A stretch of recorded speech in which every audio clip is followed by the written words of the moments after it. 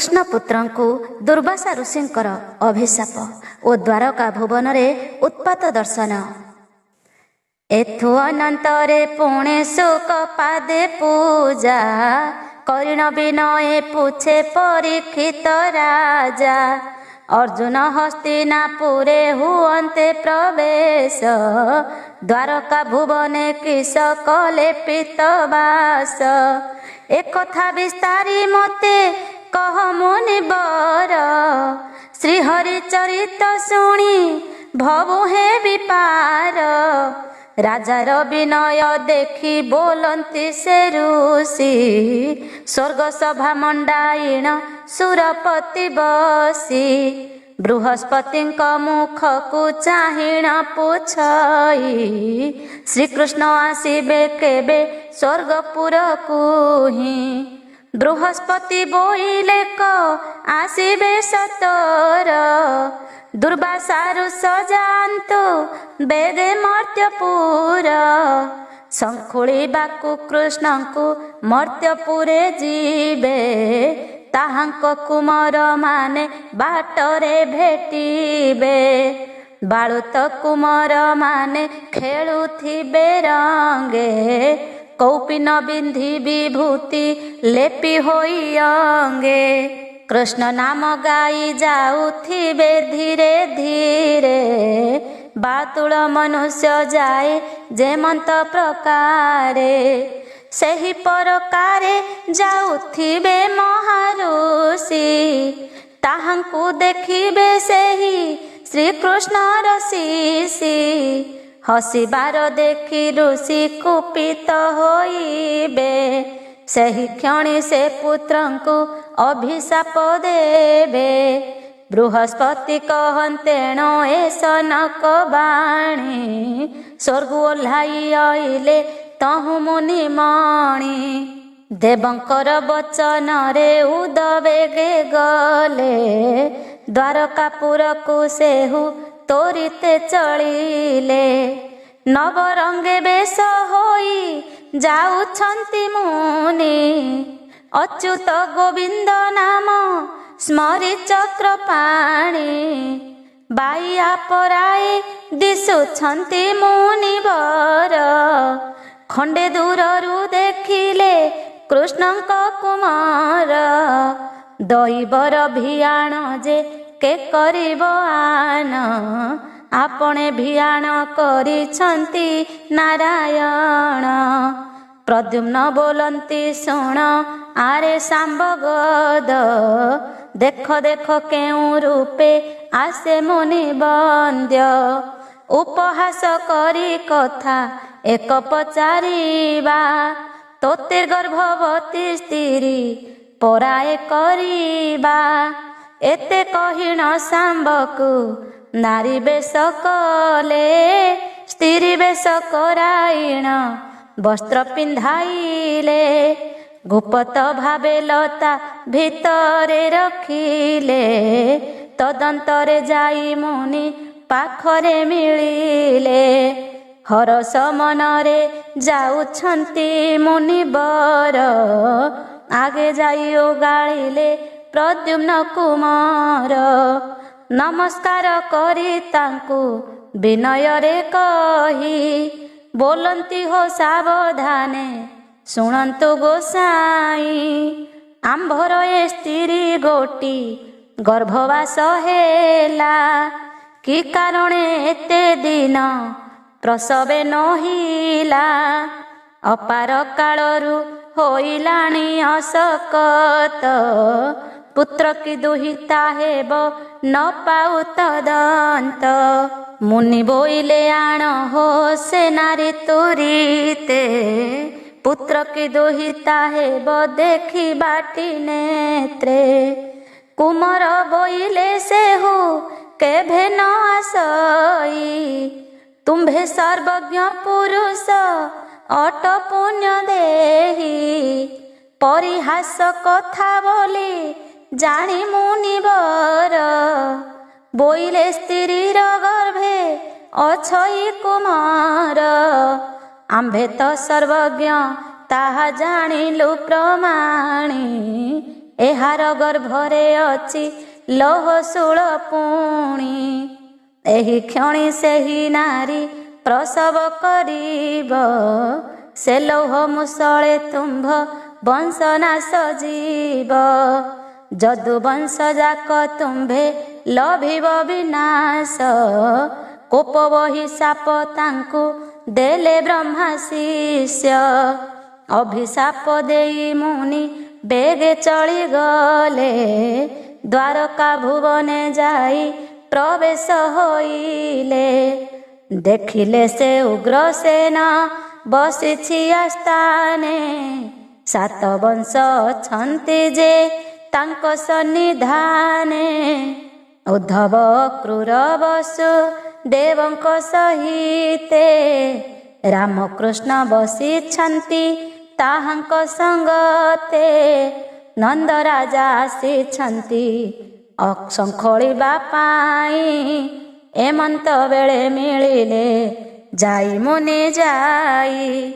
ମୁନିବରଙ୍କୁ ଦେଖିଣ ସମସ୍ତେ ଉଠିଲେ, ଏକାବେଳକେ ସମସ୍ତେ ନମସ୍କାର କଲେ। କଲ୍ୟାଣ କରିଣ ବସିଲେ କ ମୁନିବର, ଉଗ୍ରସେନ ପୁଛି ରାଜବିଧି ସମାଚାର। ସମସ୍ତ କୁଶଳ କହିଲେ କ ନରସାଇଁ, କୃଷ୍ଣଙ୍କୁ ଦେଖି ପୁଛନ୍ତି ସେ ମୁନି ଗୋସାଇଁ। ତୋର ଶରୀର କୁଶଳେ ଅଛି ଟିକି ହରି, ସେ ବୋଇଲେ ତୁମ୍ଭ ହେତୁ କୁଶଳ ମହରି। ଶୁକ ବୋଇଲେ କ ଶୁଣ ଆହେ ମହିପାଳ, ଲୌହ ଦେଖି ଭୟ କଲେ ଶ୍ରୀକୃଷ୍ଣର ବାଳ। ଯେଉଁ ଲୌହେ ଯଦୁ କୂଳ ବିନାଶ ଲଭିବ, ଯାହା ସେ ଭିଆଣ କରିଅଛ ଦଇବ। ମୁନିଙ୍କର ଅଭିଶାପ ଅନ୍ୟଥା ନୁହଁ, ଆଗହୁଁ ଦଇବ ତାହା ଭିଆଇଅଛ। ଲୌହ ତେଜ ଦେଖି କରି ସର୍ବେ ଭୟ କଲେ, କୃଷ୍ଣଙ୍କୁ ଦେଖାଇବାକୁ ମନେ ବିଚାରିଲେ। ପ୍ରଦ୍ୟୁମ୍ନ ସାମ୍ବର ମୂଳେ ସକଳ ନନ୍ଦନ, ଉଗ୍ରସେନର ସଭାରେ ମିଳିଲେ ବହନ। ରାମକୃଷ୍ଣଙ୍କୁ ଦେଖିଣ ଓଳଗି ହୋଇଲେ, ଖେଳର ଚରିତ ମାନ ସକଳ କହିଲେ। ପୁଣ୍ଡରୀକ ତୀର୍ଥେ ଖେଳୁଥିଲୁ ମହାହର୍ଷେ, ସାମ୍ବେ ନାରୀ ବେଶ କରିଥିଲୁ ରଙ୍ଗରସେ। ଲୌହର ପାତ୍ର ଗୋଟିଏ ଗର୍ଭେ ଥିଲୁ ଦେଇ, ଗର୍ଭବତୀ ସ୍ତ୍ରୀ ପ୍ରାୟ ଦିଶିଲା କସେହି। ନବରଙ୍ଗେ ଚାଲି ଆସୁଥିଲେ ମୁନିବର, କୌତୁକେ ପୁଛା କଲୁ ତାହାଙ୍କ ଛାମୁର। ପୁତ୍ର ଦୁହିତା କି ଅଛି ଏହାର ଗର୍ଭରେ, ବିଚାର କରିଣ ଏବେ କହ ମୁନିବରେ। ଉପହାସ ପ୍ରାୟ ତାହା ମଣିଲେ କରୁସି, ଏହା ଗର୍ଭେ ପୁତ୍ର ଅଛି ଜାଣିଲୁ ବିଶେଷି। ଏହି କ୍ଷଣି ନାରୀ ବର ପ୍ରସବ କରିବ, ଜନମ ହୋଇଲେ ତୁମ୍ଭ ବଂଶ ନାଶ ଯିବ। ଏହି ଅଭିଶାପ ଦେଇ ମୁନି ଚଳିଗଲେ, ସାମ୍ବର ବସନ ଫେଡ଼ି ପକାଇଲୁ ହେଳେ। ଲୌହର ଶୂଳ ଗୋଟିଏ ଭୂମିରେ ପଡ଼ିଲା, ପ୍ରଳୟ ଅଗ୍ନି ପରାଏ ତେଜ ବିକଶିଲା। ତାହା ଦେଖି ଆମ୍ଭେମାନେ ଚିତ୍ତେ ଭୟ କରି, ତୁମ୍ଭର ଛାମୁରେ ଆସି କହିଲୁ ବିଚାରି। ଏମନ୍ତ ଶୁଣି ଶ୍ରୀକୃଷ୍ଣ ମନେ ବିଚାରିଲେ, ଦୈବର ଘଟ ସୂତ୍ର ଅଟେ ତେ କାଳେ। ମହାଋଷିଙ୍କ ବଚନ ଅନ୍ୟଥା ନୁହଁ, ବ୍ରହ୍ମ ସାପ କିଏ ଅବା ମେଣ୍ଟେ ଦେବ ବହି। ଯୁଗ ଅବଶେଷ ଆସି ହୋଇଲା କଜହୁଁ, ଦୈବ ପୁରୁଷ ତାହା ବିଚାରିଲେ ତହୁଁ। ଆସ୍ଥାନ ଉପରେ ବସିଥିଲେ ମହାରୁଷି, ଶିଷ୍ୟଙ୍କୁ ଘେନିଣ ତତ କ୍ଷଣେ ଗଲେ ଖସି। ମୁନି କେଉଁଠାକୁ ଗଲେ କେହି ନ ଦେଖିଲେ, କାହାର ହିଁ ବଦନରୁ ତଥ୍ୟ ନ ପାଇଲେ। ଅନ୍ତର୍ଧ୍ୟାନ ହୋଇ ଯହୁଁ ଗଲେ ମୁନିବର, ମନେ ବିଚାର କରନ୍ତି ନନ୍ଦର କୁମାର।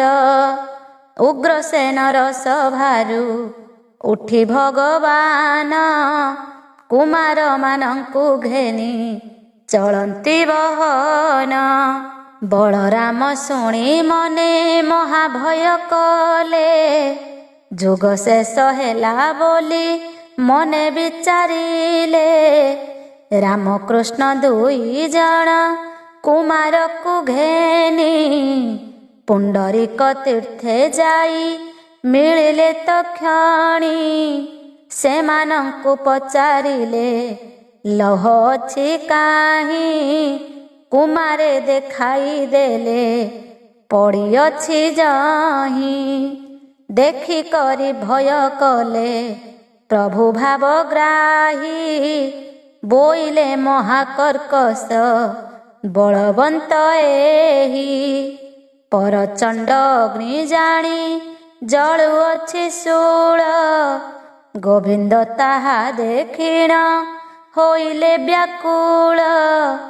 ତାଙ୍କ ସଙ୍ଗତରେ ଥିଲେ ଯେଉଁ ଭୃତ୍ୟଗଣ, ସେମାନଙ୍କୁ ଆଜ୍ଞା ଦେଲେ ପ୍ରଭୁ ଭଗବାନ। ଏହି ଲୌହ ଘେନି ତୁମ୍ଭେ ଏଥୁଁ ଚଳିଯିବ, ନିଶେଷ କରିବା ପାଇଁ ଏହାକୁ ଘଷିବ। ଉତ୍ତର କୂଳରେ ଅଛି ଯେଉଁ ନୀଳଗିରି, ବୃକ୍ଷଲତା ମାନଙ୍କରେ ଅଛଇ ସେ ପୁରୀ। ତହିଁର ଉତ୍ତର ପାର୍ଶ୍ୱେ ଯମନିକ ତୀର୍ଥ, ସହସ୍ରେ କମନୁ ଯାଏ ତୀର୍ଥ ଉପଗତ। ସେହି ତୀର୍ଥମାନଙ୍କର ପଶ୍ଚିମ କୂଳର ଚାରିକ୍ରୋଶ ଚଉଡ଼ାରେ ଅଛି ଗିରିବର। ସେହି ଗିରି ଉପରକୁ ବେଗେ ଚଳିଯିବ, ସେଥିର ଉପରେ ହିଁ ଶୂଳକୁ ଘଷିବ। ସେ ଗିରି ଅଧେ ପଡ଼ିଛି ସମୁଦ୍ର ଭିତରେ, ଲବଣ ପାଣିରେ ତାହା ଘଷିବ ଦୃଢ଼ରେ। ନିଶେଷ କରି ଘଷିବ ନ ରହିବ ଶେଷ, ଏହିପରି ଆଜ୍ଞା ଦେଲେ ପ୍ରଭୁ ନନ୍ଦ ଶିଷ୍ୟ। ଆଜ୍ଞା ପାଇ ଭୃତ୍ୟମାନେ ବେଗେ ଚଳିଗଲେ, ଜମ୍ବୁଦ୍ୱୀପ ଦମନିକ ତୀର୍ଥରେ ମିଳିଲେ। ନୀଳଗିରି ଠାରୁ ଛଡ଼ା ଚାରିକ୍ରୋଶ ଦୂର, ତହିଁ ଯାଇ ପରବେଶ ହୋଇଲେ ସତର। ସେହି ସ୍ଥାନରେ ସତର ପ୍ରବେଶିଲେ ଯାଇ, ଯେଉଁ ରୂପେ କହିଥିଲେ ପ୍ରଭୁ ଭାବଗ୍ରାହୀ। ଦେଖି କରି ପ୍ରଶଂସା କରି ଭୃତ୍ୟମାନେ, ସମୁଦ୍ରରେ ଅଧେ ପଡ଼ି ଅଛି ବିଦ୍ୟମାନେ। ମହାପର୍ବତ ଉପରେ ଉଠିଲେ କଜାଇ, ନାନାବିଧ ଫଳମାନ ସେଠାରେ ଅଛଇ। ପର୍ବତର ଉପରରେ ବୁଲି ଠାବ କଲେ, ନିର୍ଭୟରେ ପର୍ବତର ଶିଖରେ ରହିଲେ। ସମୁଦ୍ର ପାଣି ପକାଇ ଘଷନ୍ତି ନିଠାଇ, ଘଷନ୍ତେଣ ତହୁଁ ବେଗେ ଫେନ ଉପୁଜଇ। ମନ୍ଦା ମନ୍ଦା ହୋଇ ଫେଣ ସାଗରେ ଭାସିଲା, ସମୁଦ୍ରକୁ ଫିଙ୍ଗି ଦେଲେ ଯାହା ଶେଷ ଥିଲା। ମାଛ ତାହାକୁ ଭକ୍ଷିଲା ଆନନ୍ଦିତ ହୋଇ, କାହିଁ ନ ଯାଇ ସେ ମାଛ ତହିଁ ଚରୁଥାଇ। ବିରୂପାକ୍ଷ ଶବର ଯେ କରେ ତହିଁ ବାସ, ପୁରୁଷାନୁକ୍ରମେ ସେହୁ କରଇ ନିବାସ। ସେହି ବନରେ ଅଟଇ ଶବରର ପଲି, ବସୁ ଶବର ଛଇ ତହିଁ ବାସ ତୋଳି। ବିରୂପାକ୍ଷର କୁମର କିରାତେଶ ହୋଇ, ସେହି ବନସ୍ଥ ଗୋଟିକ ଆବରିଣ ଥାଇ। ମୃଗ ହରିଣ ପ୍ରଭୃତି ମାରି ଆଣେ ନୀତି, ମାଂସ ଭକ୍ଷିଣ ଶବର ଗର୍ଭ କରେ ଶାନ୍ତି। କନ୍ଦମୂଳ ଫଳମାନ ବନରେ ଭକ୍ଷଇ, ଦେବ ମାନବ କାହାକୁ କେଭେ ନ ଡରଇ। ଫିରିକିନା ରାଚ ସେହୁ ହସ୍ତେ ଘେନି କରି, ବନସ୍ତରେ ବୁଲୁଥାଏ ସମ୍ବରାଦ୍ରି ମାରି। ଦିନେ ମୃଗ ନ ପାଇଣ ଭ୍ରମିଣ ଫୁଟିଲା, କୈବର୍ତ୍ତର ଦୁଆରେ ଯାଇଣ ବସିଲା। ଦେଖି କରି କୈବର୍ତ୍ତ କରଇ ସମ୍ମାନ, ଖାଇବାକୁ ପଦାର୍ଥ ସେ ଦେଲା କବହନ। ଖାଇଣ ସେହି ଶବର ସନ୍ତୋଷ ଲଭିଲା, କୈବର୍ତ୍ତ ତାହା ସଙ୍ଗତେ ମୈତ୍ର ହୋଇଲା। ଶବର ଶୁଣିଣ ହେଲା ଆନନ୍ଦିତ ମନ, ସ୍ୱୀକୃତ ସେମାନେ କଲେ ସମୁଦ୍ର ମଧ୍ୟେଣ। ଦୁହେଁ ଏକ ମନ ହୋଇ ବନରେ ଥାନ୍ତି, ଅପୂର୍ବ ପଦାର୍ଥ ମାନ ପରସ୍ପରେ ଦିଅନ୍ତି। ଏମନ୍ତେଣ କିଛି କାଳ ତହୁଁ ଗଲା ବହି, ଦିନେ କୈବର୍ତ୍ତ ସମୁଦ୍ର ମଧ୍ୟେ ଜାଲ ବାହି। ଯେ ବଣ ମୀନ ଗୋଟିକ ଲୌହ ଗିଳିଥିଲା, ଦୈବ ବଶରେ ସେହୁ ଜାଲରେ ପଡ଼ିଲା। ତାହାକୁ ଘେନି କରିଣ ଅଇଲା କୈବର୍ତ୍ତ, ଭାର୍ଯ୍ୟାକୁ ବୋଇଲା ସେହୁ ଶୁଣ ଗୋ ସଙ୍ଗାତ। ବଡ଼ ମୀନ ଗୋଟିଏକ ପଡ଼ିଛି ଜାଲରେ, ଦେଇ ଆସ ବେଗେ ଯାଇ ମୈତ୍ରଙ୍କ ଘରେ। ଗୃହସ୍ଥ ବଚନ ପୁଣି ଭାରି ଯାଉଠିଲା, ଚାଙ୍ଗୁଡ଼ା ଭିତରେ ନେଇ ମୀନ ପୁରାଇଲା। ସେ ଶବରର ପଲିକି ବେଗେ ଚଳି ଯାଇ, ମୈତ୍ରର ଘରେ ମୀନ ପକାଇଲା ନେଇ। ଦେଖିଣ ସେହି ଶବର ସନ୍ତୋଷ ଲଭିଲା, ହରିଣ ଗୋଟିଏ ସେହୁ ମାରି ଆଣିଥିଲା। ଶ୍ରଦ୍ଧା କରି ମିତଣୀର ହାତରେ ଦିଅଇ, କନ୍ଦମୂଳ ଗୁଡ଼ାଏକ ତହିଁରେ ନ ଥୋଇ। ମୃଗ ଘେନିଣ କୈବର୍ତ୍ତୀ ଆସେ ନିଜ ଘରେ, ମିତ୍ର ଘର ଚର୍ଚ୍ଚା କହି ଗୃହସ୍ଥ ଆଗରେ। ଶୁଣିଣ ସେହି କୈବର୍ତ୍ତ ସନ୍ତୋଷ ଲଭିଲା, ଦୈବ ଭବିଷ୍ୟ ଶୁଣ ଅଭିମନ୍ୟୁ ବୋଳା। ଶରଧା କରି ଶବର ସେ ମୀନ କାଟିଲା, ବେକ ପାଖରୁ ତାହାକୁ ବେନି ଖଣ୍ଡ କଲା। ଦେଖିଲା ପେଟ ଭିତରୁ ଶୁକ୍ଳ ବର୍ଣ୍ଣ ହୋଇ, ଲୌହ ଖଣ୍ଡିଏ ତହିଁରେ ଯତନେ ଅଛଇ। ମାଛକୁ କାଟିଣ ସେହୁ ରାନ୍ଧିବାକୁ ଦେଲା, କମାର ଗୃହକୁ ବେଗ ହୋଇ ଚଳିଗଲା। ସେହି ଲୁହା ଖଣ୍ଡ ନେଇ କମାରକୁ ଦେଇ, दक्षिण कमार पुआ संतोषल भई एलुहा खंडिक काहू पाइलु बोइला त्रिकेना करी सरेक तहु गढ़ी देला घेनी करी सबरता आसे निज पुर एक मने शुण तुह परीक्षा नृबर एमंत प्रकारे किछि दिन कंतरे नारायण विजे कले द्वारका सभारे ब्रह्मशाप कथा को श्रीकृष्ण भय कले दिनु दिन प्रभु तेणु दुर्बल होइले निरंतर चिंता कले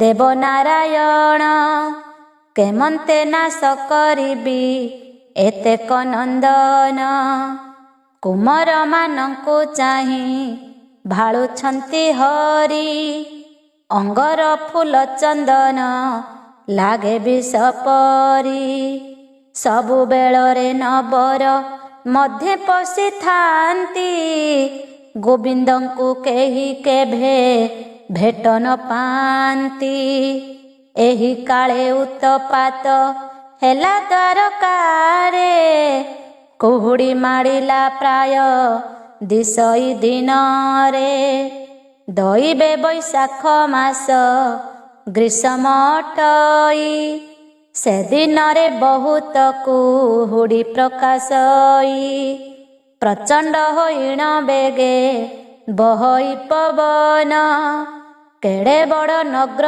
गोटा दिशे अलक्षण भूमिकंप हेले जेने हुए वसुंधरी सेही प्रकारे कंपई द्वारका नगरी मेली होई 7-5 बसिण रावंती श्रीकृष्णंकर दर्शन दिने न पावंती जेउ द्वारकापुर रे जम भय नाही सुदर्शन चक्र तही निरते भ्रमई माछि पड़िले जहिरे हुए नवखंड तहिरे परजा माने हेले लंड भंड दैवर कृत्य जाहा शुण नर साई ऋषिंक सापकु भय कले जदुसाई एसनक द्वारकारे होइला उच्छन उग्रसेन नरपति करे विचारण उद्धव क्रूर कुसे चाहि नर साई कि बुद्धि करिबा बोली कथान्ते पुछई घोर अंधकार पूर्ण हेला वसुंधरी बैशाख मासे कुहुड़ी देख माड़ी पड़ी दिवसरे आकाशरे उदे तारा गण एसन उत्पात हेला द्वारका भुवन नगरे पशिण शृगाल बुड़ी माळ माळ प्रजाजन माने सर्वे हेले खळबळ नगर भितरे पशि छंती भावग्राही राम पुछंती श्रीकृष्ण रही छंती काहीं उग्रसेनर सभाकु दिने न आसंती गोविंद को न देखिण विकल ममती एमंत प्रकारे केते काल बही गला केड़े बड़ नग्र गोटा उच्छन होइला एकांतरे दिन करे उद्धव आइले श्रीकृष्णଙ୍କ दर्शन करिबा भाळिले नित्य कर्म मान सबु उद्धव सारिले श्रीकृष्णଙ୍କର नवर द्वारे मिलिले उद्धवर आसीबार जानी दामोदर तक्षणे मिलिले जाई तांको निकटर विनय रे नमस्कार କଲା କଚରଣେ। ବୋଇଲେ ସେ ଦୟା ମତେ କର ନାରାୟଣେ। ଉଠ ଉଠ ବୋଲି ତାଙ୍କୁ ପ୍ରଭୁ ଆଜ୍ଞା ଦେଲେ।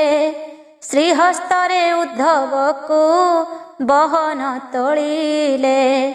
ଆଶ୍ୱାସନା କରି ବସାଇଲେ ସନ୍ନିଧିର। କର ଯୋଡ଼ିଣ ଉଦ୍ଧବ ବୋଲ ଇଚ୍ଛା ମୋର। ନାରାୟଣଙ୍କୁ ବିରୂପ ଦେଖିଣ ଉଦ୍ଧବ।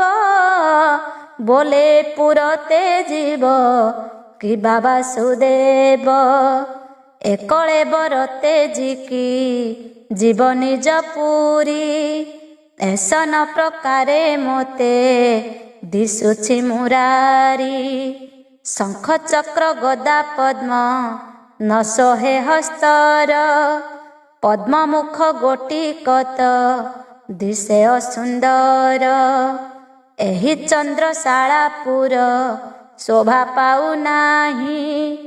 ଅଲକ୍ଷଣ ପ୍ରାୟ ମୋତେ ଦିଶେ ଭାବଗ୍ରାହୀ।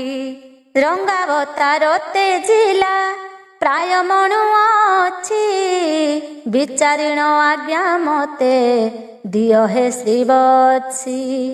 ଗୋବିନ୍ଦ ବୋଇଲେ ଯାହା ପଚାରିଲୁ ମତେ। ଏକ ମନ ହୋଇ ଶୁଣ କହିବଇଁ ତୋତେ। ଏ ଦ୍ୱାପର ଯୁଗ ଶେଷ ହୋଇଲା କଆସି। ଜଳରେ ଏହି ଦ୍ୱାରକା ପୁର ଯିବ ଭାସି। ନିଜର କଳେବରକୁ ତେଜିବଇଁ ମୋହି। ତଦନ୍ତରେ ନିଜ ଧାମେ ଅବଶ୍ୟ ଯିବଇଁ। ବ୍ରହ୍ମଶାପ ଫଳେ ମୋର ବଂଶ ଜୀବ ନାଶ। ତୋହର ଆଗରେ ମୁହିଁ କହିଲି ସନ୍ଦେଶ। ଯେଣୁ ତୁହି ଅଟୁ ମୋର ପରମ ଭକତ। ତେଣୁ କରି ତୋତେ ମୁହିଁ କହିଲି ଗୁପତ। ତୁହି ପରମ ଭକତ ଏଥେ ଅଛୁ ରହି। ତୁହି ଥିବାରୁ ଏ ପୁର ଜଳେ ନ ବୁଡ଼ଇ। ଯେତେବେଳେ ସିନ୍ଧୁ ମାଡ଼ି ଆସିବ ଏ ପୁର। ତେତେବେଳେ ମୁହିଁ ଛାଡ଼ି ଯିବି କଳେବର। ଏହି କଥା ନିଶ୍ଚୟ କରି ଜାଣିଥାଅ ତୁହି। ଏଣୁ କରି ଏହି ପୁରେ ଥିବା ନ ଯୋଗାଇ।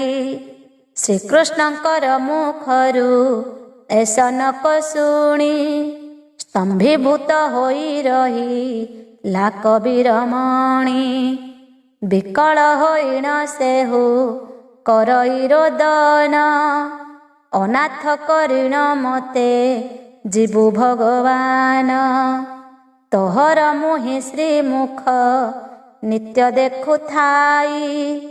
ତୋହର ନିର୍ମାଲ୍ୟ ଗୋଟି ଗର୍ଭକୁ ଖେପଇ। ଗର୍ଭକୁ ଖେପି ଶରୀର କରଇ ନିର୍ମଳ। ଏହା ଛାଡ଼ି କାହିଁ ଯିବି କହ ଦାମୋଦର। ମୁହିଁ ସିନା ଅରକ୍ଷିତ ଅଟଇ ପାମର। ଶ୍ରୀଚରଣ ବ୍ୟତୀତ ମୁଁ ନ ଜାଣେ ଅପର। ଶ୍ରୀଚରଣ ବିନୁ ମୋର ଅନ୍ୟ ଆଶ୍ରେ ନାହିଁ। ଅନାଥର ନାଥ ମୋତେ ଛାଡ଼ କାହିଁ ପାଇଁ। ଭୋଜନେ ଶୟନେ କେବେ ନ ଛାଡ଼ ସଙ୍ଗତେ। ତୁଜେ ନିର୍ଦ୍ଦୟ ବଚନ କହୁ କିମ୍ପା ମତେ। ମୁହିଁ ଯେ ବିଚାରିଥିଲି ସୁଖେ ଯିବ ଦିନ। ଶ୍ରୀପଦ୍ମ ପାଦ ସେବିଣ ବିସର୍ଜିବି ପ୍ରାଣ। ଏତେକ ବୋଲି ଉଦ୍ଧବ ରୋଦନ କରଇ। କଣ୍ଠର ସ୍ୱର ତାହାର ଗଦ ଗଦ ହୋଇ। ବେନି ନୟନରୁ ଗଳୁଅଛି ଅଶ୍ରୁ ଜଳ। ତାହା ଦେଖିଣ ଶ୍ରୀକୃଷ୍ଣ ହୁଅନ୍ତି ବିକଳ। ଭକତର ବିକଳରେ ଭଣି ଜଗ ଜେତା। ତୁହି କିମ୍ପାଇଁ ମନରେ କରୁଅଛୁ ଚିନ୍ତା। ଏବେ ତୁହି ନିଶ୍ଚିନ୍ତରେ ଥାଅ ଦ୍ୱାରକାରେ। ଯେତେବେଳେ ଯିବୁ ଆମ୍ଭେ ନେବୁ ସଙ୍ଗତରେ। ଭକତ ବତ୍ସଳ ପ୍ରଭୁ ଭକ୍ତେ ଦୟା କଲେ। ଏହା କାହାକୁ ନ କହ ପ୍ରଭୁ ଆଜ୍ଞା ଦେଲେ।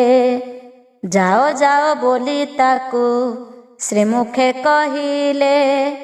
ଗୋପନୀୟ କଥା ଏହୁ ଜାଣିଥାଅ ଭଲେ। ପୟରେ ନମି ଉଦ୍ଧବ ହୋଇଲା ବାହାର।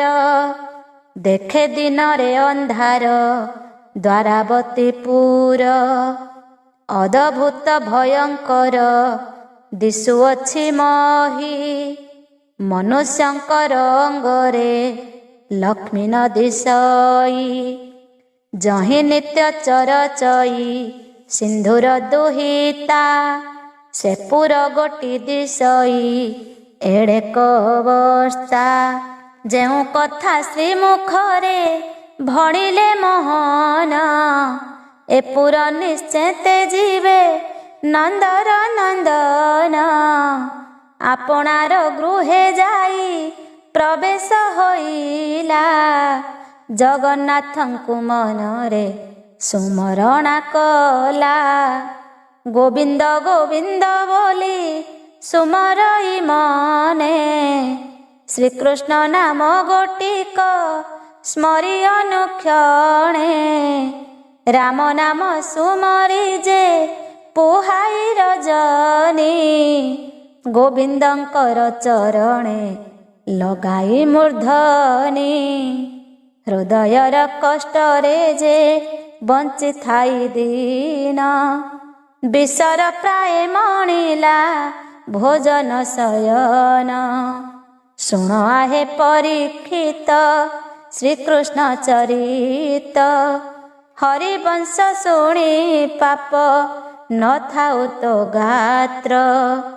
କୃଷ୍ଣଙ୍କର ଆଦେଶରେ ଅକ୍ରୂର ଉଦ୍ଧବ ବଦରିକାଶ୍ରମକୁ ଗମନ ଓ ଦ୍ୱାରକାପୁରେ କୋକୁଆ ଭୟ। ରାଜା ପଚାରଇ ବ୍ୟାସ ନନ୍ଦନକୁ ଚାହିଁ। ଏଥୁ ଅନନ୍ତରେ କିସ କଲେ ଭାବଗ୍ରାହୀ। ସନ୍ତୋଷ ଚିତ୍ତରେ ମତେ କହ ମୁନିବର। ଶୁଣିଲେ କୃତାର୍ଥ ହେବ ମୋହର ଶରୀର। ଏ କଥା ଶୁଣି ବୋଲନ୍ତି ବ୍ୟାସଙ୍କ ନନ୍ଦନ। ସାବଧାନ ହୋଇ ଶୁଣ ପରୀକ୍ଷ ରାଜନ। ଏକ ସ୍ଥାନେ ବସିଥାନ୍ତି କମଳାର ମଣ। ଉଚ୍ଚାଟ ହୋଇଅଛଇ ପ୍ରଭୁଙ୍କର ମନ। ପୁତ୍ରମାନେ ଦିନେ ମାତ୍ର ଦର୍ଶନ ନ ପାଆନ୍ତି। ଅଷ୍ଟପାଠ ବଂଶୀମାନେ ଚରଣେ ଖଟନ୍ତି। ଦିନେ ଭକତ କ୍ରୂରେ ସୁମରିଲେ ମନେ। ଶ୍ରୀକୃଷ୍ଣଙ୍କ ମନ ଜାଣି ଗଲା ସେ ତକ୍ଷଣେ। ଭିତର ପୁରକୁ ସେହୁ ବେଗେ ପଶିଗଲା। ରହ ରହ ବୋଲି କରି କେହି ନ ବୋଇଲା। ଭୟ ନ କରି ଅକ୍ରୂର ଭିତରେ ପଶଇ। ରତ୍ନ ଖଟେ ବିଜେ କରି ଅଛନ୍ତି ମାଧୋଇ। ଖଣ୍ଡେ ଦୂରୁ ପ୍ରଭୁଙ୍କର ଚରଣେ ନମିଲା। ସାଷ୍ଟାଙ୍ଗ ହୋଇ ଅକ୍ରୂର ପାଦରେ ଶୋଇଲା। ଉଠ ଉଠ ବୋଲି ତହୁଁ ମୁଖେ ଆଜ୍ଞା ଦେଲେ। ଉଠିଣ ଅକ୍ରୂର କର ଯୋଡ଼ିଣ ରହିଲେ। ଦେଖିଲା ପ୍ରଭୁଙ୍କ ଦେହ ଶୋଭା ନ ଦିଶଇ। ଯେ ଅଧରକୁ ସଂସାରେ ପଟାନ୍ତର ନାହିଁ। ସେହି ଅଧର ଏବେ ତ ଦିଶୁଛି ମଳିନ। ଦେଖିଲା କଲକ୍ଷଣ ଦିଶେ ପୁରମାନ। ଚନ୍ଦ୍ରଶାଳା ପୁର ଗୋଟି ଶୋଭା ପାଉନାହିଁ। ଦେଖି କରି ଅକ୍ରୂରକୁ ବାକ୍ୟ ନ ସ୍ଫୁରଇ କରପତ୍ର ଯୋଡ଼ି ଉଭା ହୋଇଛି ଅକ୍ରୂର ହୃଦଗତରେ ଚିନ୍ତଇ ପ୍ରଭୁ ଚକ୍ରଧର ଦେବକୀ ପୁତ୍ର ଅଟନ୍ତି କରୁଣା ଜଳଧି ସକଳ ନାମକୁ ଯାର ନାମ ମହୋଷଧି ଦୁଃଖୀ ଜନଙ୍କର ବନ୍ଧୁ ଜଗତର ନାଥ ସଂସାରର ଜନହିତେ ଶଙ୍ଖ ଚକ୍ର ହସ୍ତ ମୁହିଁ ସିନା ଅରକ୍ଷିତ ଅଟଇ ଗୋସାଇଁ ଦୟା କର ମୋତେ ପ୍ରଭୁ କମଳାର ସାଇଁ ଏତେ କସ୍ତୁତି କରିଣ ଚରଣେ ନମଇ ମସ୍ତକରେ କର ଦେଇ ଉଭା ହୋଇ ରହି ଗୋବିନ୍ଦ ମୁଖକୁ ଚାହିଁ ବୋଲଇ ବଚନ ମୋତେ କେମ୍ପାଇଁ ସ୍ମରଣ କଲ ଜନାର୍ଦ୍ଦନ ମୋହର କି ପାପ କର୍ମ ଦେଖି ଦାମୋଦର ମାୟା କରିଣ ଦେଖାଉ ଏ ରୂପ ତୋହର ମୁହିଁ ଅରକ୍ଷିତ ଅଟେ ନ ଜାଣଇ କିଛି ତୋହର ଏ ରୂପ ଦେଖି ବିକଳ ହେଉଛି ଶ୍ରୀହସ୍ତକୁ ଶଙ୍ଖ ଚକ୍ର ଶୋଭା ପାଉନାହିଁ ନୀଳବର୍ଣ୍ଣ ଦେହ ଗୋଟା ଅଶୋଭା ଦିଶଇ ହା କୃଷ୍ଣ ବୋଲି କରଇ ରୋଦନ ଦୁଇ ନୟନରୁ ବହେ ଅଶ୍ରୁ ଜଳମାନ ଗୋବିନ୍ଦ ବୋଇଲେ ଦୁଃଖ ନ କର କ୍ରୂର ତାହାର ହସ୍ତ ଧରିଣ ବସାନ୍ତି ପାଶର ତହୁଁ ଅକ୍ରୂର ବୋଲଇ ଶୁଣ ଭାବଗ୍ରାହୀ ତୋ ଗତି ଦେଖି ମୋହର ଦେହ ନର ହୋଇ ମାୟା କରି ଏ ରୂପକୁ ଦେଖାଉଛ ମୋତେ ଏ ରୂପ ଛାଡ଼ିବା ପ୍ରାୟ ଦିଶେ ଜଗନ୍ନାଥେ ଅକ୍ରୂର ବଚନ ଶୁଣି କହନ୍ତି ଶ୍ରୀହରି ତୋହି ମୋହର ପ୍ରାଣର ଅଟୋ ସମସ୍ତରି ତୁମ୍ଭଙ୍କୁ ଛାଡ଼ିଣ ମୁହିଁ କାହିଁକି ଯିବଇ କେବେ ହେଁ ତୁମ୍ଭଙ୍କୁ ଛାଡ଼ି ନ ଯିବଇ ମୁହିଁ ଏହି ରୂପ ଛାଡ଼ିଣ ମୁଁ ଯିବି ନିଜ ଧାମ ତୁହି ଏବେ ଚଳି ଯାଅ ବଦରିକାଶ୍ରମ ମୋହର ଏ ରୂପ ଗୋଟି ଆଗରେ ଯେ ଥୋଇ ତପସ୍ୟା ଆରମ୍ଭ କରି ବସିଥାଅ ତୁହି ଏସ ନ କହନ୍ତେ ଭୟେ ଅକ୍ରୂର କହିଲା ବିକଳ ହୋଇ ଗୋବିନ୍ଦ ଚରଣେ ନମିଲା ଏଡ଼େ ନିର୍ଦ୍ଦୟ କିମ୍ପାଇଁ ହେଉଛ ଗୋସାଇଁ ତୋତେ ଛାଡ଼ି କିସ ତପ କରିବଇ ମୁହିଁ ତୁହି ଏଡ଼େ କପଟ ନ କର ଜନାର୍ଦ୍ଦନ ଶ୍ରୀଚରଣ ବିନୁ ମୁହିଁ ନ ଜାଣଇ ଆନ ଶ୍ରୀଚରଣ ଉଦକ ମୁଁ ସର୍ବଦା ବକ୍ଷଇ ନୀଳବଦନ ଗୋଟିକ ନୟନେ ଦେଖଇ ଏଡ଼େ ଲାଭ ଛାଡ଼ି ତପ ଆଚରିବି ପୁଣି ଏଡ଼େ ନିର୍ଦ୍ଦୟ କିମ୍ପାଇଁ ହେଉଛ କୃପାଣି ଏତେ କହିଣ କ୍ରୂର କାନ୍ଦେ ପୁଣ ପୁଣ ଅକ୍ରୂରର ବିକଳକୁ ଜାଣି ଭଗବାନ ତାକୁ ଆଶ୍ୱାସନା କରି କହନ୍ତି ଗୋବିନ୍ଦ କାହିଁ ପାଇଁ ଅକ୍ରୂର ତୁ ହେଉଛୁ ଅବୋଧ ତୋହର ବିକଳ ମୋହି ନ ପାରଇ ସହି ମୋହର ଦେହର ପଞ୍ଚ ଆତ୍ମା ଅଟୁ ତୁହି ରଙ୍ଗା ଅବତାର କେଳି ସମ୍ପୂର୍ଣ୍ଣ ହୋଇଲା ଚିନ୍ତା ତୁହି ନ କର ହୋ ସଫଳାର ବଳା। ଯିବି ମୁହିଁ ନିଜ ଧାମ ନ ପାରଇ ରହି। ଦେବଦୂତେ ଆସିଥିଲେ ମୋତେ ନେବା ପାଇଁ। ତୁମ୍ଭ ପଥୁ ଗଲେ ମୁହିଁ ଛାଡ଼ିବି ଏ ପୁର। ମୁହିଁ ଗଲେ ଜନ ପ୍ରଜା ହେବେ ନାରଖାର। ତୁମ୍ଭେ ତ ଧର୍ମ ପୁରୁଷ ଅଟେ ହେ ଅକ୍ରୂର। ତୁମ୍ଭେ ଥିଲେ ଦ୍ୱାରକା ନ ବୁଡ଼ିବ ଜଳର। ବଦରିକାଶ୍ରମକୁ ଚଳ ଏହି କ୍ଷଣ। ମୋହର ଏହି ବଚନ ଦୃଢ଼ କରି ଶୁଣ। ନଗଲେଣ ଅଭିଶାପ ପାଇବୁ ତୁ ଭଲେ। ନିଶ୍ଚିନ୍ତ ହୋଇଣ ରହ ବଦ୍ରିକାଶ୍ରମରେ। ଗୋବିନ୍ଦଙ୍କର ମୁଖରୁ ଏ ସନକ ଶୁଣି। ଆତ୍ମାର ମଧ୍ୟରେ ସେହୁ ଭାଳି ପୁଣି ପୁଣି। ଅକ୍ରୂରର ମନ କଥା ଜାଣିଲେ ଅଚ୍ୟୁତ। ନାରାୟଣ ଶାଳଗ୍ରାମ ଘେନିଲେ ଶ୍ରୀହସ୍ତ। ଅକ୍ରୂର ହସ୍ତରେ ତାହା ବେଗେ ଦେଲେ ତୋଳି। ଏ ପ୍ରତିମା ଘେନି ଏହି କ୍ଷଣି ଯାଅ ଚଳି। ଏହି ରୂପକୁ ସ୍ଥାପିଣ ତପସ୍ଥାନେ ବସ। ଏହାର ଉଦକ ତୁହି କରୁଥିବୁ ଗ୍ରାସ। ଏହାର ନିର୍ମାଲ୍ୟ ତୁହି ନିତ୍ୟରେ ଭକ୍ଷିବୁ। ତୁଳସୀର ଜଳ ଘେନି ଏ ରୂପେ ପୂଜିବୁ। ଅନ୍ତକାଳେ ଆମ୍ଭେ ପୁଣି ଆସିଣ ସତରେ। ତୁମ୍ଭଙ୍କୁ ଲୀନ କରିବା ଆମ୍ଭର ଶରୀରେ। ଆଜ୍ଞା ପାଇଣ କ୍ରୂର ତୋରିତେ ଉଠିଲା।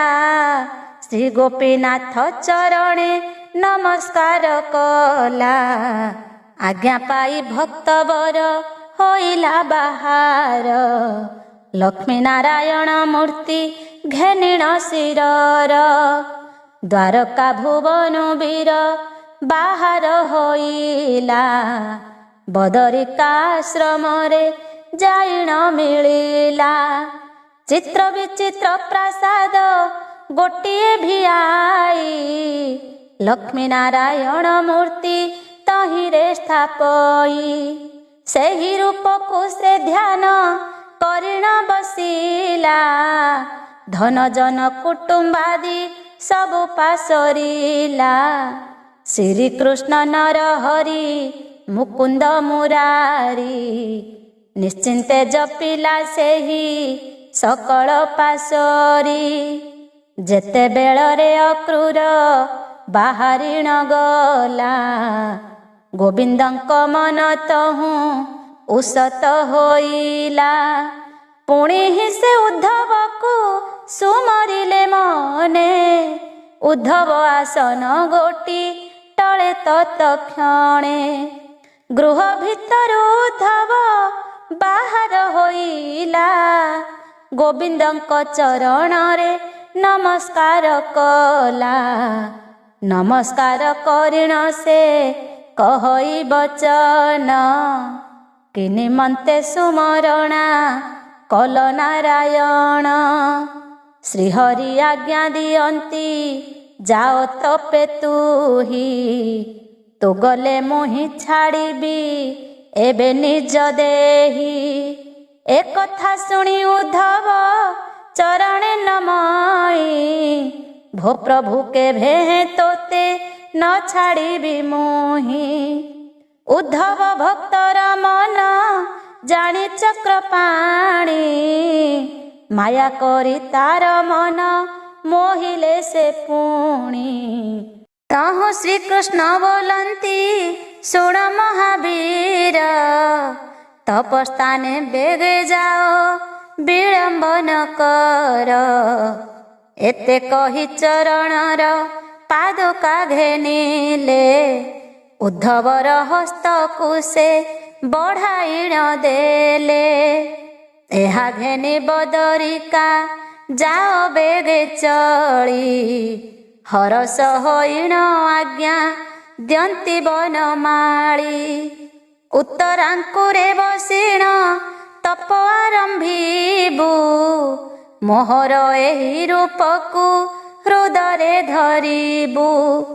ଏହି ରୂପକୁ ମୋହର କରିଥିବୁ ଲଏ, ଅନ୍ତକାଳେ ଲୀନ ହେବୁ ମୋହର ଏକାଏ। ଏତେକ ଶୁଣି ଉଦ୍ଧବ ସତରେ ଉଠିଲା, ଶ୍ରୀଚରଣର ପାଦୁକା ହସ୍ତରେ ଘେନିଲା। ମଥାରେ ଲଗାଇଣ ସେ ଉଠିଲା ବହନ, ଯିବି ତପସ୍ଥାନେ ଆଜ୍ଞା ଦିଅ ଭଗବାନ। ଗୋବିନ୍ଦଙ୍କର ଚରଣେ ନମସ୍କାର କରି, ଶ୍ରୀଚରଣ ପାଦୁକାକୁ ମସ୍ତକରେ ଧରି। ଉତ୍ତରକୁ ମୁଖ କରି ବାହାର ହୋଇଲା, ଶ୍ରୀକୃଷ୍ଣଙ୍କ ନାମ ଗୋଟି ହୃଦୟରେ ସ୍ମରିଲା। ପୁତ୍ର ଦ୍ୱାରା କୁଟୁମ୍ବର ଛାଡ଼ିଲେ କଆସ, ଶ୍ରୀନାରାୟଣ ଚରଣେ ଲଗାଇ ମୁହାସ। ପ୍ରଭାକର ତୀର୍ଥେ ସେହୁ ମିଳିଲା ବହନ, ପରମ ଗୁମ୍ଫା ମଧ୍ୟରେ ଲଗାଇ ଚୈତନ୍ୟ। ଶ୍ରୀକୃଷ୍ଣଙ୍କ ପାଦୁକାକୁ ହୃଦୟରେ ଲଗାଇ, ନିଶ୍ଚିନ୍ତେଣ ଗୋବିନ୍ଦଙ୍କ ପାଦେ ତପଧ୍ୟାୟୀ। ଶୁଣତୁ ହୋ ମହାରାଜା ପୁଣ୍ୟତମ ଧ୍ୱନି, ହରିବଂଶ ଶୁଣି ପାପ ଛଡ଼ାଅ ଏକ୍ଷଣି। ଯେତେବେଳରେ ଉଦ୍ଧବ ଦ୍ୱାରକାକୁ ଗଲା, କାଳ ପୁରୁଷ ସେ କାଳେ ପ୍ରବେଶ ହୋଇଲା। ପ୍ରଭୁ ନାରାୟଣ ଏକ ଉପାୟ ରଚିଲେ, କଥା କହୁଁ କହୁଁ ଏକ ଜନ୍ତୁ ଭି ଆଇଲେ। ଷଡ଼ଗୋଟି ପକ୍ଷ ତାର ନବଗୋଟି ଆଖି, ଶପଥ ବ୍ରହ୍ମାଣ୍ଡ ଗର୍ଭେ ଯିବେ ତାର ରଖି। କନ କନ ହୋଇଣ ସେ ବୁଲେ ଏଣେ ତେଣେ, ଏଠାବରୁ ସେଠାବକୁ ପଳାଏ ତକ୍ଷଣେ। ମନୁଷ୍ୟ ଦେଖିଣ ସେହୁ ଭକ୍ଷଇ ଗୋଡ଼ାଇ, କୋକୁଆର ଭୟେ କେହି ରହି ନ ପାରଇ। କେବଳ ୟାରେ ବାବୁ କେଣେ ଯାଉଅଛ, ଏ ବାଟେ କୋକୁଆ ଗଲା ଦେଖିଲି ପ୍ରତ୍ୟକ୍ଷ। ଷଡ଼ଗୋଟି ପକ୍ଷ ତାର ନବଗୋଟି ଆଖି, ମୋ ପୁତ୍ରକୁ ଏହି କ୍ଷଣି ଦେଉଥିଲା ଭକ୍ଷୀ। ଦୈବ ବଳେ ମୋହର ପୁଅ ପଳାଇଲା, ଏକ କହନ୍ତେ ଆରେକ ସେ କଥା ଶୁଣିଲା। ଯେଣିକି ଚାହିଁଲେ ତେଣେ ଦିଶଇ କୋକୁଆ, କେବଳ ସଖୀ ତୁ ଗୋ ପଳାଇଣ ଯା। ଏକ୍ଷଣି ଆସି କୋକୁଆ ଭକ୍ଷିବ ଯେ ତୋତେ, ଘରକୁ ପଳାଅ ତୁ ନ ରହ କଦାଚିତେ। ଏମନ୍ତ ବିଚାର କରୁ ଶବଦ ଶୁଭିଲା, କୋକୁଆ କୋକୁଆ ହାଲା ହୁଡ଼ି ଯେ ପଡ଼ିଲା। ବେଳୁ ବେଳ ହାଲା ହୁଳି ହେଲା ଦ୍ୱାରେ ଦ୍ୱାରେ, ଭୟ କରି କେହି ଜଣେ ନ ରହେ ଦାଣ୍ଡରେ। ବେଳ ପ୍ରହରେ ପର୍ଯ୍ୟନ୍ତ ନୁହନ୍ତି ବାହାର, ବେଳ ପ୍ରହର କେ ଥାଉଁ ପଡ଼ଇ ଦୁଆର। କେବଳ ସ୍ତ୍ରୀ ବୋଲଇ ଏହି ବାଟେ ଗଲା, ମୋହର ଗୁରସ୍ତକୁ ସେ ଗିଳି ଦେଇଥିଲା। ଦୈବ ବଳରୁ ସେହୁ ଅଇଲା ପଳାଇ, କି ବୁଦ୍ଧି କରିବା ଏବେ କହ ପ୍ରାଣ ସହି। କୋକୁଆ ଭୟରେ ଆମ୍ଭେ ରହି ନ ପାରିବା, କେବଳ ସ୍ଥାନରେ ଯାଇ ପଳାଇ ପଶିବା। ସାତ ପାଞ୍ଚ ରୁଣ୍ଡ ହୋଇ କରନ୍ତି ବିଚାର, କୋକୁଆ ଭୟତେ ଯିବା ଏବେ ଘର ଦ୍ୱାର। ଲୋକଙ୍କର ବିକଳତ କହୁ ନ ସରଇ, ସାତ ପାଞ୍ଚ ମିଳି କରି ହନ୍ତି କୁହାକୁହି। ସହସ୍ରେପୁର ଦ୍ୱାରକା ହେଲା ହାଲାହୁଳି, କୋକୁଆ କୋକୁଆ ବୋଲି ପଡ଼ଇବ ବାଳି। କୋକୁଆର ଭୟ ଲୋକେ ନ ଚାଲିଲେ ବାଟ, କୋକୁଆ କୋକୁଆ ବୋଲି ହୁଅନ୍ତି ଉଚାଟ। ଘରୁ ବାହାରି ଏଣିକି ତେଣିକି ଚାହାନ୍ତି, ଯେଣିକି ଚାହାନ୍ତି ତେଣେ କୋକୁଆ ଦେଖନ୍ତି। ବିଚାରନ୍ତି କୋକୁଆ ଯେ ଆସୁଅଛି ଧାଇଁ, ଘରୁ ବାହାରି ପଳାନ୍ତି ଅତି ତୋରା ହୋଇ। ଉଗ୍ରସେନ ମହାରାଜା ପାଇଲେ ବାରତା, କୋକୁଆର ଭୟ ଶୁଣି ମନେ କଲେ ଚିନ୍ତା। ଏତେ କାଳ ହୋଇଲା ମୁଁ ରାଜତ୍ୱ କରିଲି, କୋକୁଆ କେ ବଣ ଜନ୍ତୁ ତାକୁ ନ ଦେଖିଲି। ଯେଉଁଠାରେ ସୁଦର୍ଶନ ଚକ୍ର ବୁଲୁଥାଇ, ମାଛି ପଡ଼ିଲେ ହେଁ ନବଖଣ୍ଡ ଛିଡ଼ି ଯାଇ। ସମନର କାଳ ଦଣ୍ଡ ନ ଲାଗେ ଯହିଁରେ, ମୃତ୍ୟୁ ବୋଲିଣ କେହି ନ ଜାଣନ୍ତି ଏ ପୁରେ। ଏବେ ସିନା ବିଧାତା ଯେ ଏଡ଼େ କୃତ୍ୟ କଲା, କୋକୁଆ ଭୟରେ କେହି ରହି ନ ପାରିଲା। ସଭାରେ ବସିଣ ରାଏ ବିଚାରନ୍ତି ଏହା, ଭୃତ୍ୟ ଜନେ ରାଇ ଆଜ୍ଞା ଦେଲେ ନର ନାହା। କାଲି ପ୍ରଭାତରେ ଥାଟ ସୈନ୍ୟ ସଜ କରି, ସିଂହ ଦୁଆରେ ଆସିଣ ଥିବା କଉ ଭାରି। ଆଜ୍ଞା ଦେଇ ନୃପବର ଭିତରକୁ ଗଲା, ଇନ୍ଦୁମତୀ ଆଗେ ସବୁ ବାରତା କହିଲା। ସାବଧାନ ହୋଇ ତୁମ୍ଭେ ଶୁଣ ଗୋ ସଙ୍ଗାତ, କୋକୁଆ ବୋଲି ଜନ୍ତୁଏ ହେଲା ଉପଗତ। ନଗର ଭିତରେ ପଶି କୋକୁଆ ଭକ୍ଷଇ, ଦିବସରେ ଏହି ପୁର ଅନ୍ଧାର ଦିଶଇ। ନିରନ୍ତର ହାଲାହୁଳି ଚହଳ ହୋଇଲା, କୋହୁଆ ଖାଉଛି ବୋଲି ଭାଳେଣି ପଡ଼ିଲା।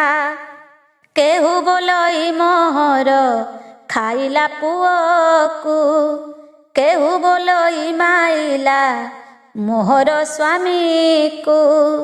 କେହୁ ବୋଲଇ ମୋହର ଖାଇଲା ଦିଅର, କେହୁ ବୋଲଇ ମୋହର ପିତାକୁ ଖାଇଲା।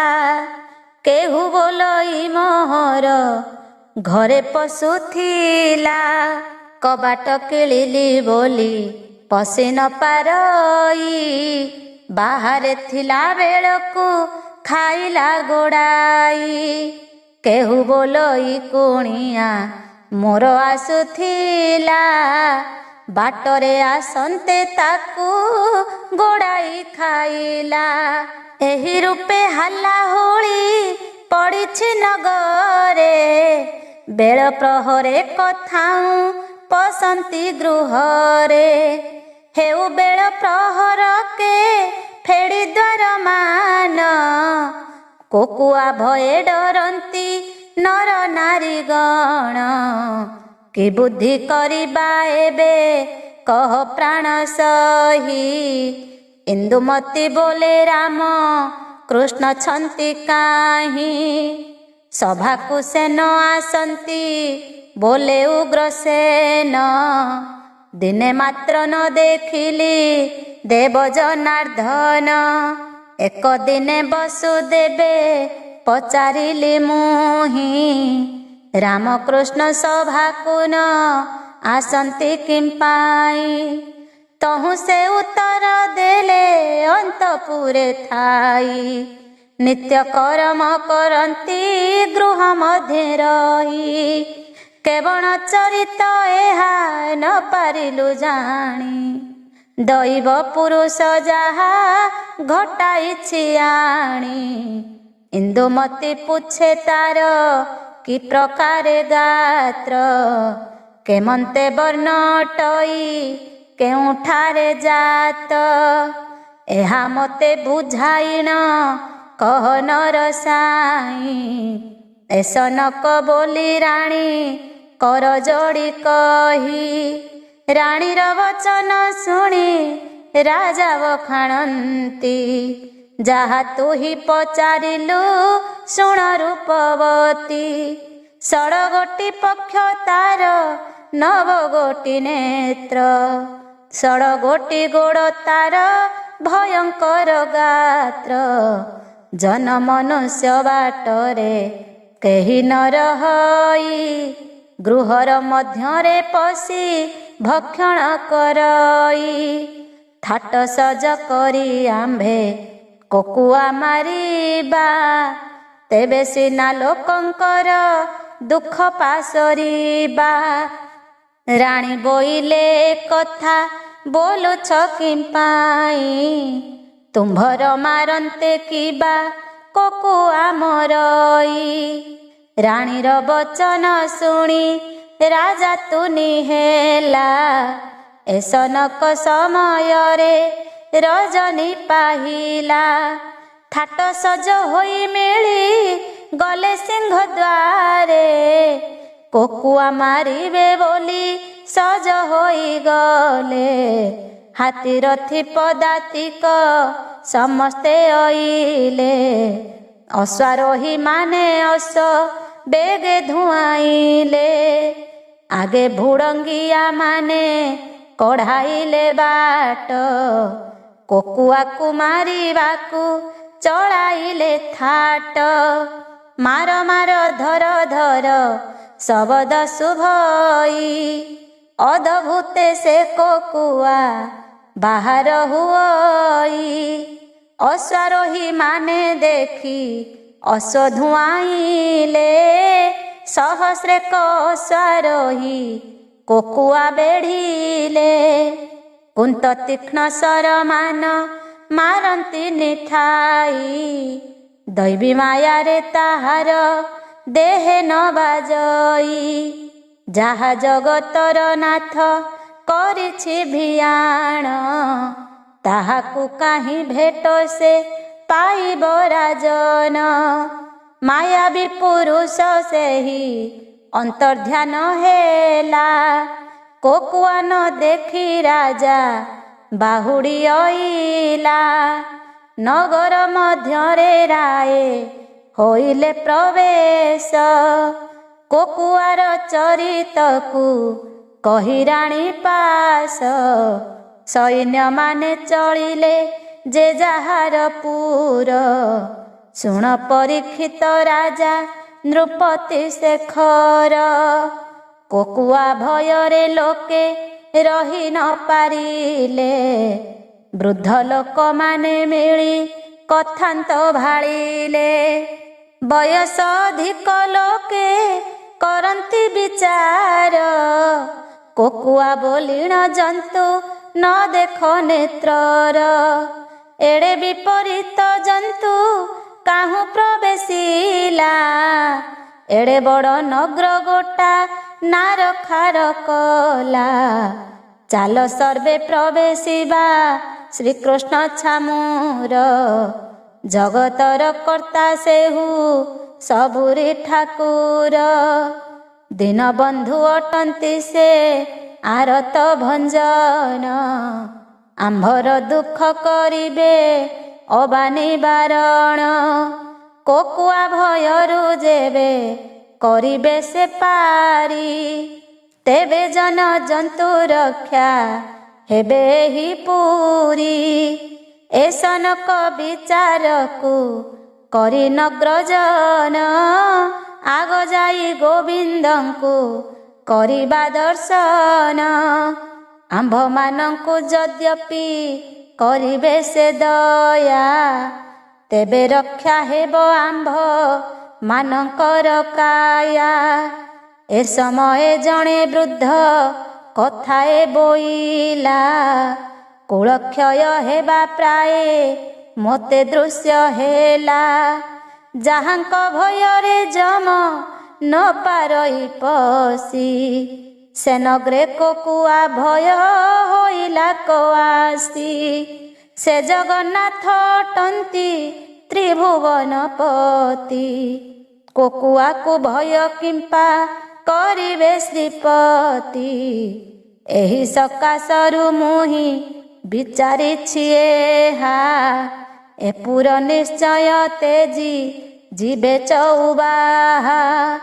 ଯାଦବଙ୍କ ପରମାୟୁ ହେଲା ଶିକ୍ଷୟ, ବଞ୍ଚିବା ପାଇଁ କି ନାହିଁ କାହାର ଉପାୟ। ଏମନ୍ତ ବିଚାରି ସର୍ବେ ହୁଅନ୍ତି ବିରସ, ଅଚ୍ୟୁତ କହଇ ନାଶ ଜୀବ ଯଦୁବଂଶ। ଯଦୁବଂଶ ଧ୍ୱଂସ ଓ କୃଷ୍ଣଙ୍କର ଦେହତ୍ୟାଗ। ଏଥୁ ଅନନ୍ତରେ ପୁଣ ଶୁଣ ନର ସାଇଁ, ଉଗ୍ରସେନର ସଭାକୁ ଯାନ୍ତି ଭାବଗ୍ରାହୀ। ପ୍ରଜାମାନଙ୍କର ଯହୁଁ ବିକଳ ଶୁଣିଲେ, ଭାଳନ୍ତି ନିଜ ଧାମକୁ ଯିବା ଆମ୍ଭେ ଭଲେ। ଗୁପତ କଥାମ୍ଭର ହୋଇବ ପ୍ରଘଟ, ଏହା ବିଚାରି ବାହାର ହେଲେ ନନ୍ଦ ଚାଟ। ନରପତିର ସଭାରେ ମିଳିଲେ ସେ ଯାଇ, ଉଗ୍ରସେନ ନମସ୍କାର କଲେ ଯଦୁ ସାଇଁ। ଶ୍ରୀକୃଷ୍ଣଙ୍କ ମୁଖ ତହୁଁ ସମସ୍ତେ ଦେଖିଲେ, ବିରୂପ ଦେଖିଣ ଏହା ମନେ ବିଚାରିଲେ।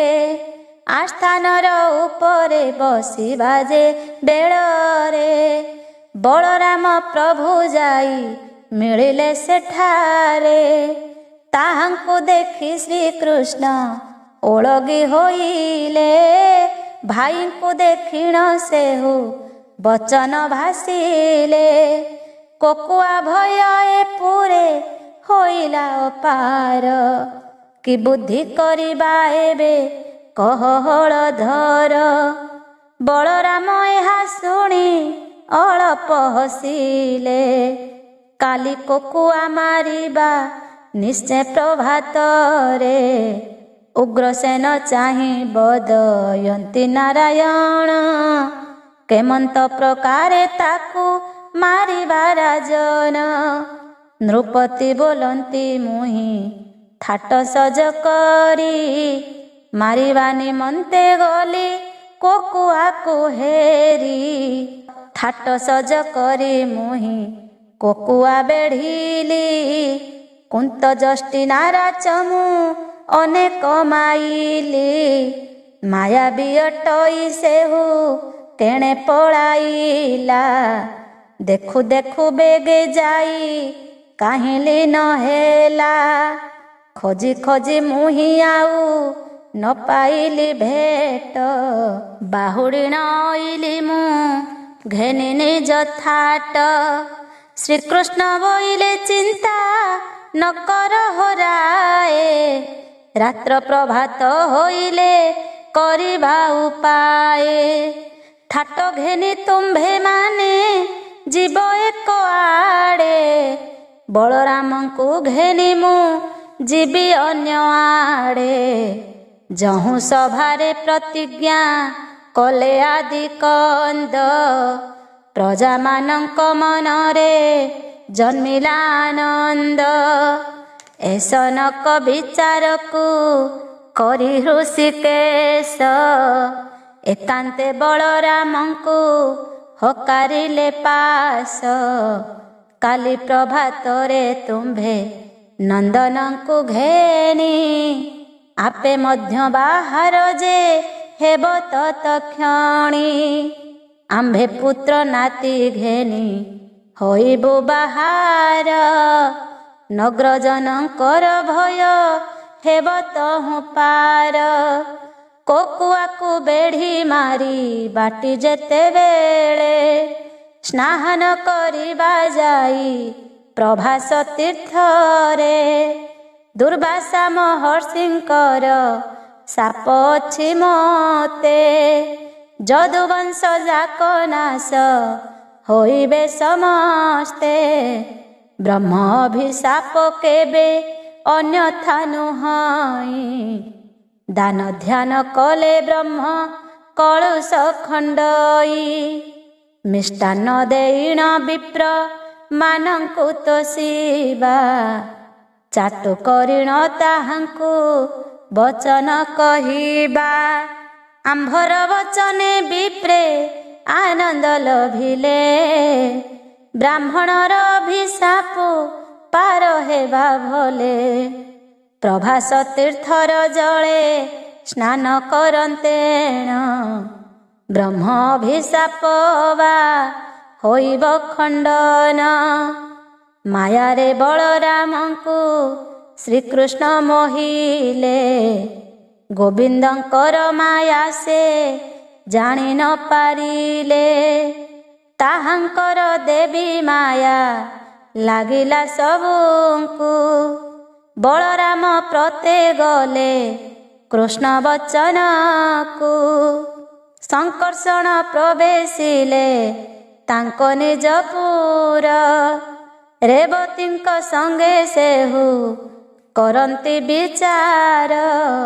ଶ୍ରୀକୃଷ୍ଣ ମିଳିଲେ ଯାଇ ଆପଣା ମନ୍ଦିର। ଅଷ୍ଟପାଟ ବଂଶୀ ଆସି ମିଳିଲେ ଛାମୁର। ରୁକ୍ମିଣୀ ସତ୍ୟଭାମାଙ୍କ ନିକଟକୁ ଯାଇ ବୋଲନ୍ତି କୋକୁଆ କଥା ଶୁଣ ପ୍ରାଣ ସହି। ନଗର ଭିତରେ ପଶି ମନୁଷ୍ୟ ଭକ୍ଷଇ।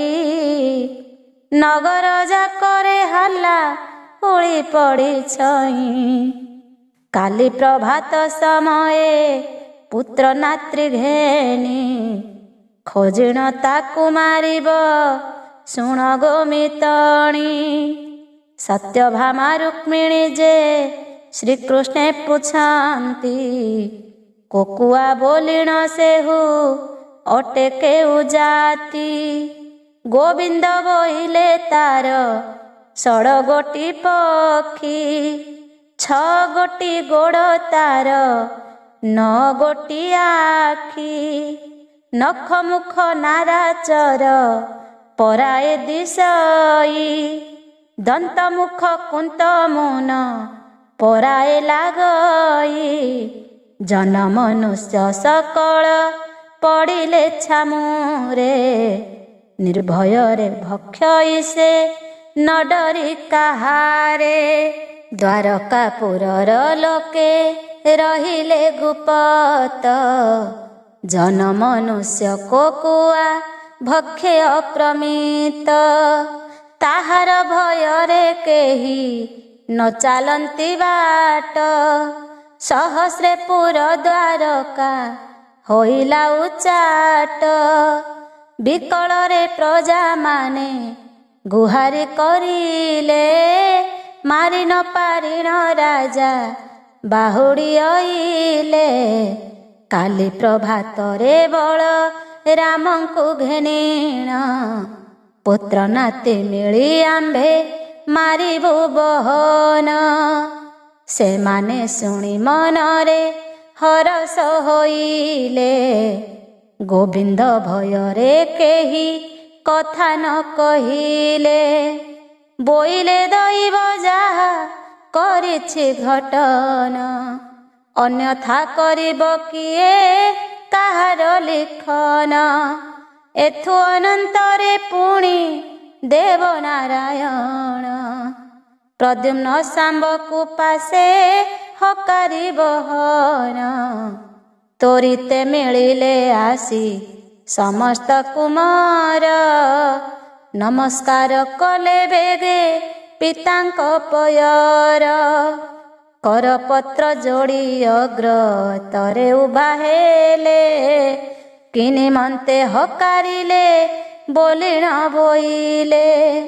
ଶ୍ରୀକୃଷ୍ଣ ବୋଇଲେ ଶୁଣ ସକଳ କୁମରେ, ଅସ୍ତ୍ର ଘେନି ନ ମିଳିବ ସର୍ବେ ସିଂହ ଦ୍ୱାରେ। କୋକୁଆ ଜନ୍ତୁ ପଶିଣ ଦୁଷ୍ଟପଣ କଲା, ନଗରେ ପ୍ରବେଶ ହୋଇ ମନୁଷ୍ୟ ଖାଇଲା। ସମସ୍ତେ ବେଢ଼ି ତାହାକୁ କରିବା ବିନାଶ, ତେଣୁ କରି ପୃଥ୍ୱୀ ଦେବୀ ଲଭିବେ ଉଶ୍ୱାସ। ଯାହାଙ୍କର ମାୟା ବଳେ ଭୁଲିଲେ ଈଶ୍ୱର, ବ୍ରହ୍ମାଙ୍କୁ ଯା ମାୟା ଗୋଟେ ଅଟେ ଅଗୋଚର। ସେ ମାୟାକୁ ମୋର ମାନେ ଜାଣିବେ କେମନ୍ତେ, ତାହାଙ୍କୁ ମାୟାରେ ଭୁଲାଇଲେ ଜଗନ୍ନାଥେ। କୁମର ମାନେ ବୋଇଲେ ଆଜ୍ଞା ପରମାଣେ, ଶସ୍ତ୍ରମାନ ଘେନି ଆମ୍ଭେ ମିଳିବୁ ବହନେ। ପ୍ରତିଜ୍ଞା କଲେ ସେମାନେ ଶ୍ରୀକୃଷ୍ଣ ଆଗରେ, କୋକୁଆକୁ ମାରି ବାଟି ପାଇବା ଯେଠାରେ। ଶପଥ ବ୍ରହ୍ମାଣ୍ଡେ ଯେବେ ପଶିବ ପାପିଷ୍ଠ, ଗୋଡ଼ାଇଣ ତାହାକୁ ହିଁ କରିଦେବୁ ନଷ୍ଟ। କୁମରଙ୍କର ପ୍ରତିଜ୍ଞା ଶୁଣି ଭାବଗ୍ରାହୀ, ବହୁତ ଚିନ୍ତା କରନ୍ତି କମଳାର ସାଇଁ। ଏହାଙ୍କ ପରାଏ ପୁତ୍ର ପ୍ରତେ ଯିବେ ନାଶ, ଏତେକ କୁଟୁମ୍ବ ଆଜ ହୋଇଲି ନିରାଶ। ଷଠି ଲେଖି ଅଛି ଯାହା ମୋହର କପାଳେ, ପୁଛିଲେ ହୀନ କହିଲେ କିଛି ତେତେବେଳେ।